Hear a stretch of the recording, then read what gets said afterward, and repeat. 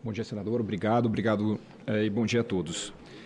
O tempo é bem restrito, então eu optei aqui por avaliar o painel de perguntas constante da página da audiência e observei muitas perguntas, muitas dúvidas sobre o regime de ZPE. Eu selecionei 3 perguntas, que acho que sintetizam os principais pontos de dúvida que foram levantados pelos interessados. Primeiro ponto, a grande pergunta que estava sendo colocada, eu acho que a dúvida de todos é o texto do PLP, como ele está hoje, ele altera fundamentalmente o regime de ZPE? Deixa de conceder, reduz, altera concessões tributárias, outros benefícios para as empresas instaladas em ZPE? E a resposta é não. Não. Muito pelo contrário, o texto mantém, recepciona todas as regras existentes e ainda traz algumas inovações incrementais, que até trazem novos benefícios para o regime. E aí eu passo para a segunda pergunta, que é o que então muda? Para explicar melhor o que acontece. Basicamente, a gente tem, resumidamente, uma atualização e 2 inovações que são incrementais para benefícios ao regime. A atualização é a essência do texto.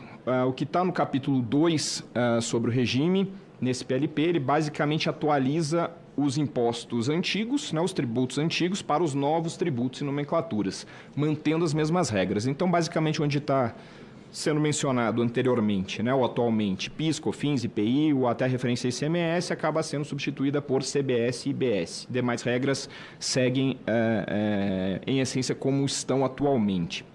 E onde temos inovações incrementais, 2 pontos que são bastante interessantes e importantes para o regime.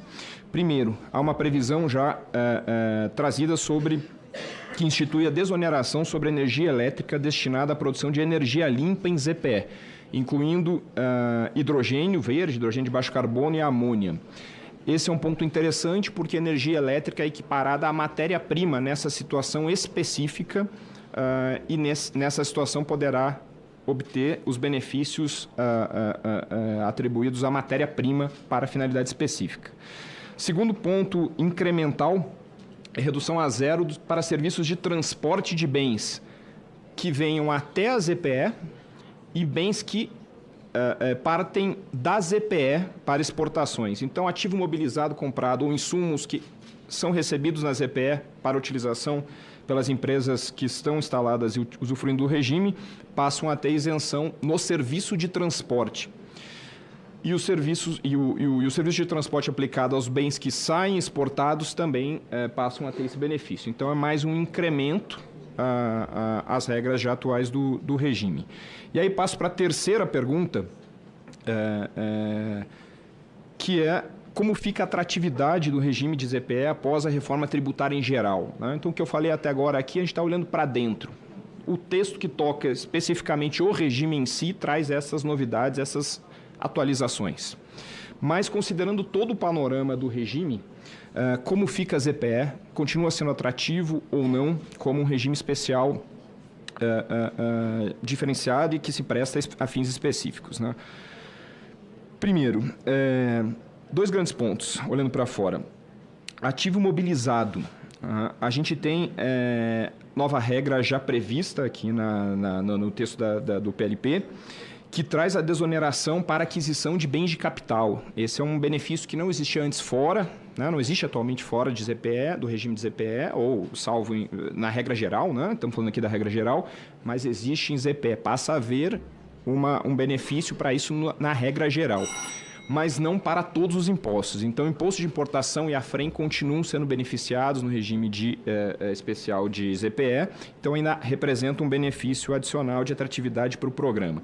E o segundo ponto, e aí eu já caminho aqui para finalizar, senador, quanto ao ressarcimento de créditos tributários. Hoje, as empresas exportadoras têm uma grande dificuldade para a obtenção desses créditos, quando exportam e não conseguem recuperar ou têm dificuldades para a recuperação desse crédito. A nova regra geral do regime permite que o ressarcimento possa acontecer num prazo de 30 até 180 dias, mas isso impacta 30 a 60 dias de um giro de capital, ou seja, ainda tem algum custo financeiro.